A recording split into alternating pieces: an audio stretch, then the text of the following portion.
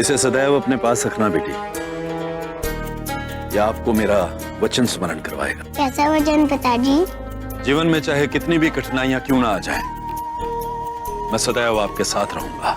और जब भी निराशा होने लगे तो इसे देखना और स्मरण करना कि जब तक अच्छा ना हो जाए वो अंत नहीं है, और जब अच्छा हो वही अंत है।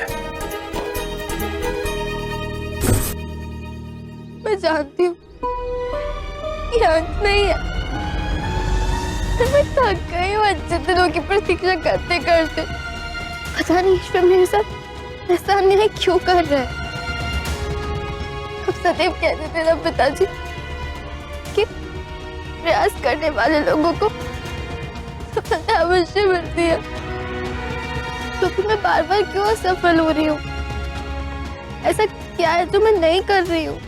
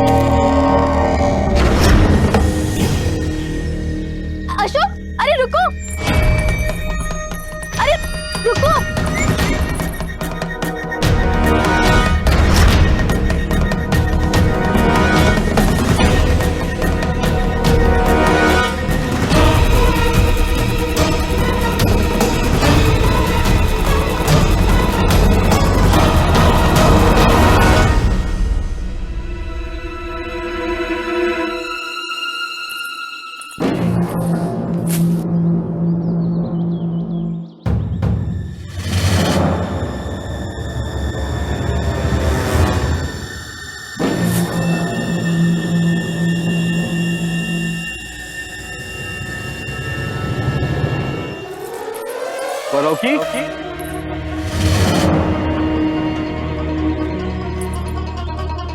पार्वती हो ना तू, जगन्नाथ की पुत्री?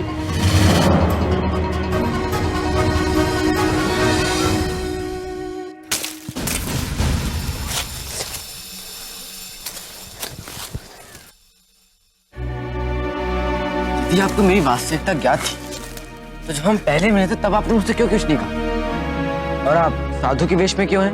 मैं समझना चाहता था कि चाणक्य जैसा व्यक्ति तुम जैसे बालक पर इतना विश्वास कैसे कर सकता था जिसे उस मोहर का मूल्य तक नहीं पता। अन्यथा इस प्रकार उसे खोते नहीं, अपने प्राणों से भी अधिक रक्षा करते उसकी। मैंने ये भी सुना है कि कठिन से कठिन परिस्थितियों से तुम बच निकलते हो, किंतु तुम तो मुझे उस प्रकार के व्यक्ति प्रतीत होते हो जो स्वयं संकट को निमंत्रण देता है।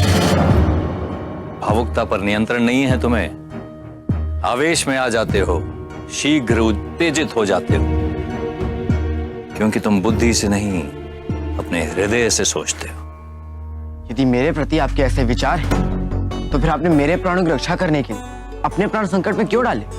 भले तुम हृदय से सोचते हो, किंतु तुम्हारा हृदय पवित्र है, निश्चल। आओ, मैं तुम्हें कुछ दिखाना चाहता हूं। जितने भी प्रश्न तुम्हारे मन में उत्पन्न हो रहे हैं, उन सब के उत्तर तुम्हें यहां मिल जाएंगे। आओ।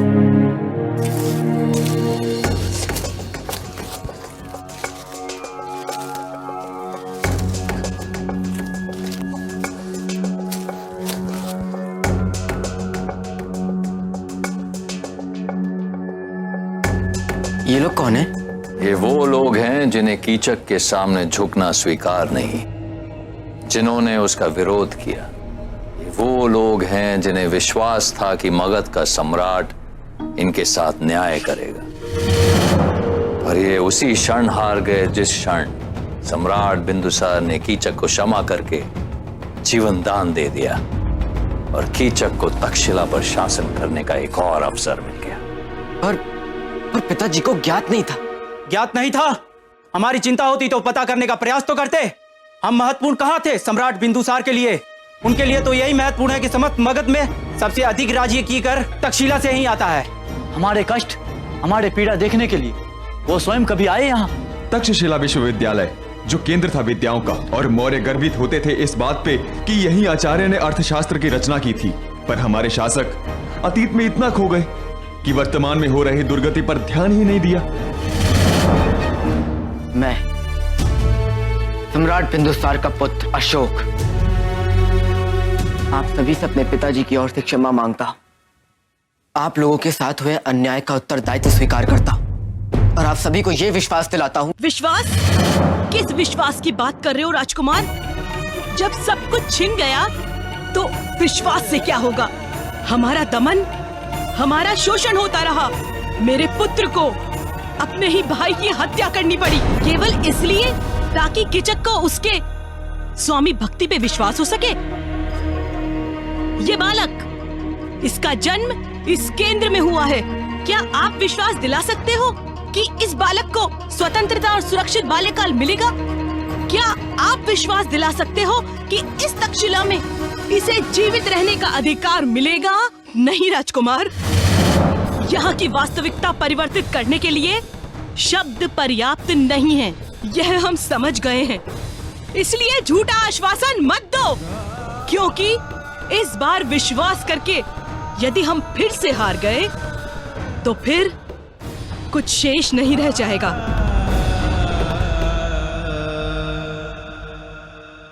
मैं जानता हूं कि आप लोगों के लिए मेरे शब्दों पर विश्वास करना संभव नहीं होगा, इसलिए मैं शब्दों से नहीं, अब आपको अपने कर्मों से आश्वस्त करूंगा।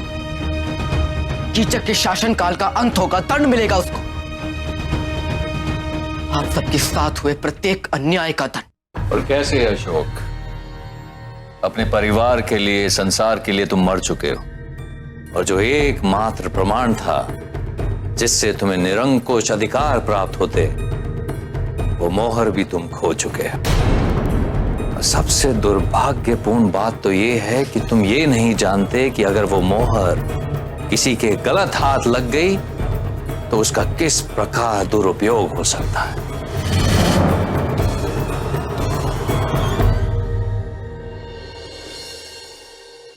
वीरायन, तुम सोच भी नहीं सकते कि मेरे हाथ क्या लगा है।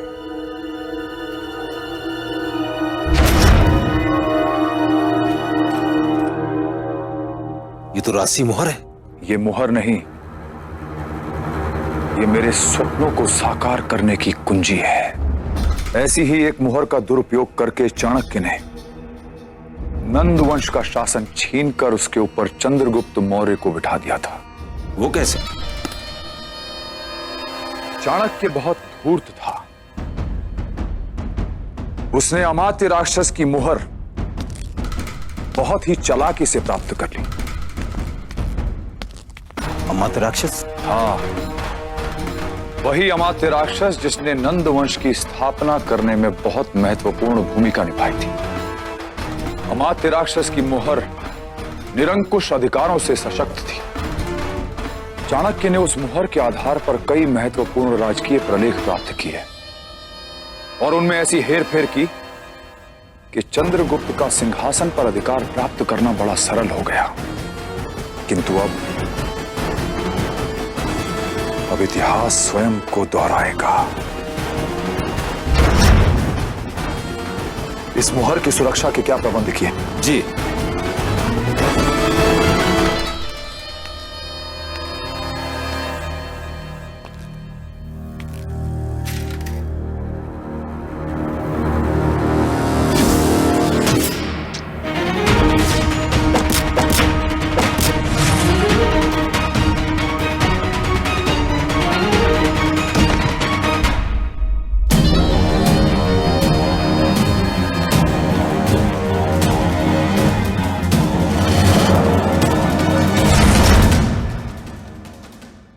और सबसे बड़ा भय तो ये है कि अगर इतिहास ने अपने आप को दोहराया और वो मोहर किसी प्रकार कीचक के पास पहुंची तो अनर्थ हो जाएगा।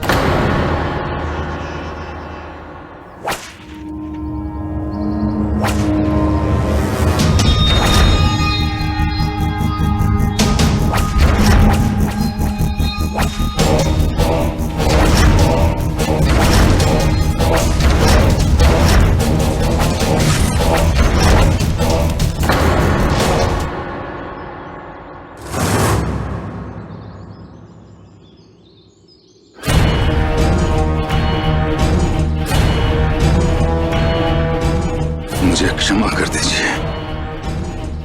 मैं आपको दिए गए वचन की पूर्ति करने में असफल रहा और अब इस ग्लानि के साथ मैं जीवित नहीं रहना चाहता। यहाँ कौन जीवित रहेगा और कौन मृत्यु को प्राप्त होगा, इसके निर्णय का अधिकार केवल कीचक के पास है। रही बात तुम्हारी ग्लानि की, तो उसे दूर करने के लिए मैं तुम्हें दंड अवश्य दूंगा। आज की रात ही तुम हिंदू कुश के लिए प्रस्थान करोगे और वहां पर नियुक्त मुख्य सुरक्षा अधिकारी को मेरे पास लेकर आओगे। ये क्या कह रहे हैं आप? इससे तो तक्षशिला में भी मगध का विनाश होगा और तुम तक्षशिला के सिंहासन के प्रति समर्पित हो। क्या तुम मेरे आदेश की अवमानना करोगे? करोगे?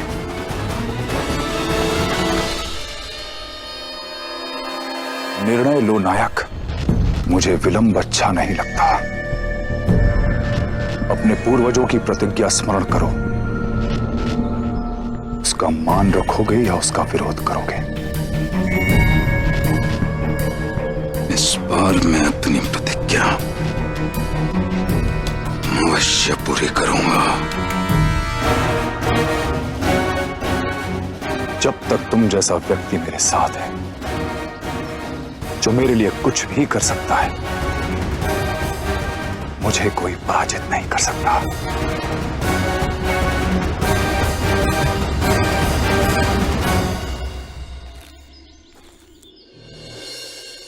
हिंदू कुश हमारे लिए, अखंड भारत की सुरक्षा के लिए बहुत ही महत्वपूर्ण है। सम्राट बिंदुसार ने उसकी सुरक्षा के लिए कड़ी व्यवस्था की है, जिसके कारण आक्रमणकारी पुनः प्रवेश करने में सफल नहीं रहे। लेकिन कीचक, जहां तक मैं उसे जानता हूं, वो मोहर के आधार पर यूनानियों के लिए हिंदू कुश पर बने दुर्ग के द्वार को खुलवा देगा और यूनानी मगध सम्राट के प्रति कितने निष्ठावान हैं, इसका ज्ञात तो तुम्हें हो ही चुका होगा अशोक।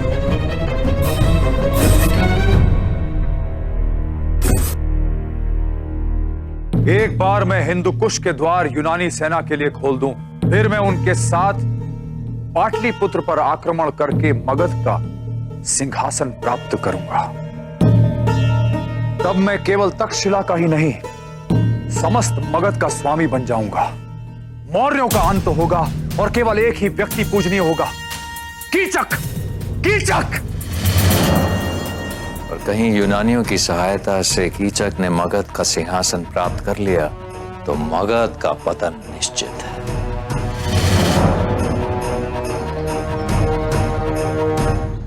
नहीं, मैं ऐसा कुछ नहीं होने दूंगा। मैं उस मोहर को पुनः प्राप्त करूंगा और कीचक के अत्याचारों का अंत करूंगा।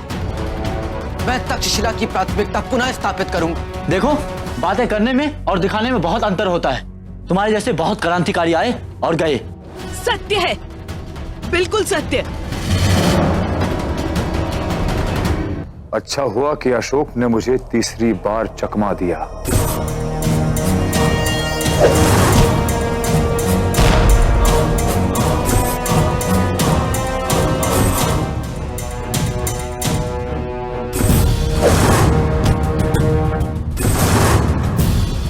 क्योंकि अब यह स्पष्ट हो गया कि वो दुर्बल नहीं और उसे अच्छी मौत देनी होगी।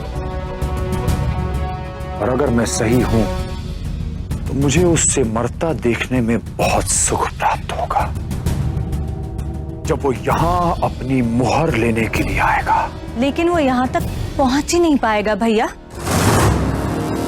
कीचक ने अपने भवन के चारों ओर ऐसी छलपूर्ण सुरक्षा व्यवस्था की है कि कीचक तक पहुंचने से पहले व्यक्ति दूसरे लोक तक चला जाएगा। तो क्या अब तक कोई भी कीचक तक पहुंचने में सफल नहीं हुआ? नहीं बहन, इससे पहले भी एक व्यक्ति मुझ तक पहुंचने में सफल हुआ था।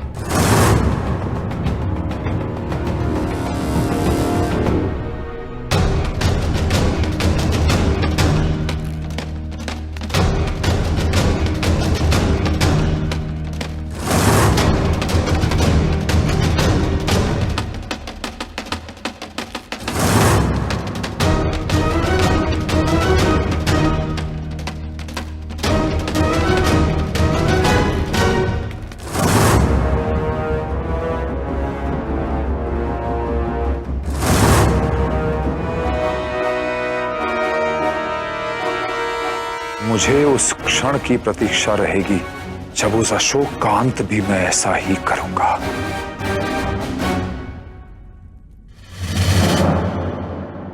पर मैं आप पे कैसे विश्वास कर लूं कि आप पिताजी के मित्र हैं?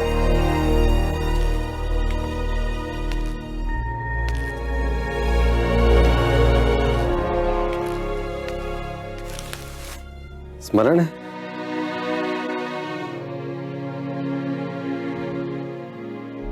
तुम्हारे पिताजी मुझे तुम्हारे बारे में सब कुछ बताया करते थे। तुम्हारे पास जो उनकी निशानी है उसके बारे में। कहाँ है वो?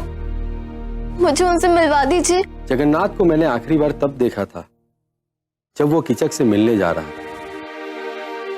आदिनाथ जी, यदि हमें कुछ हो जाता है तो हमारी बेटी कौरवकी हमें ढूंढने अवश्य आएगी। इसे संभाल कर रखिए। इसे हमारी बेटी ने अपने हाथों से बड़े प्यार से बनाया था। इसे दिखाकर आप हमारी बेटी को हमारी मित्रता की घनिष्ठता का विश्वास दिला सकते हैं। इसे देखकर वो आप पर विश्वास कर लेगी। बहुत साहसी था जगन्नाथ। उसने वो कर दिखाया जो कोई नहीं कर सका था। वो सारे सुरक्षा घेरे को तोड़कर कीचक तक पहुंचने में सफल हो गया था। मैं चाहूं तो तुझे अभी यहीं पे मार सकता हूं, लेकिन तू कलिंग का है और वहां दास प्रथा का भय मृत्यु से कहीं अधिक है। इसलिए मैं तुझे अपना दास बनाकर रखूंगा। ये दो लाभ। एक, तुझे हमेशा यह पीड़ा रहेगी कि तू जीवित क्यों है, मर क्यों नहीं गया। और दूसरा, तू मुझे हमेशा यह स्मरण कराएगा कि मुझे तक्षशिला में अपना आतंक और बढ़ाना है, ताकि दोबारा मेरे आगे कोई विद्रोह ना कर सके। इसका मतलब मेरा अनुमान सही था। मेरे पिताजी जीवित हैं। अब मैं उन्हें ढूंढ निकालूंगी, चाहे कुछ भी हो जाए। नहीं कौरवकी, स्मरण रहे, कीचक के महल में प्रवेश करने वाला केवल जगन्नाथ था। अन्यथा आज तक कोई जीवित नहीं बचा है। आवेश में आकर विद्रोह करना तो संभव है, पर कीचक से विजयी होना नहीं।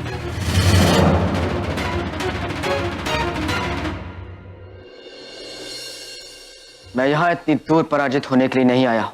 मैंने वचन दिया है अपने गुरु को, मैंने वचन दिया है अपनी मां को, और उसे पूरा करने से पहले मैं मृत्यु को प्राप्त नहीं होगा। मैं अपने प्राण नहीं त्यागूंगा। यदि आप सबको मुझ पर विश्वास नहीं है तो ना सही, पर मैं सम्राट चंद्रगुप्त मौर्य का पौत्र, सम्राट बिंदुसार का पुत्र,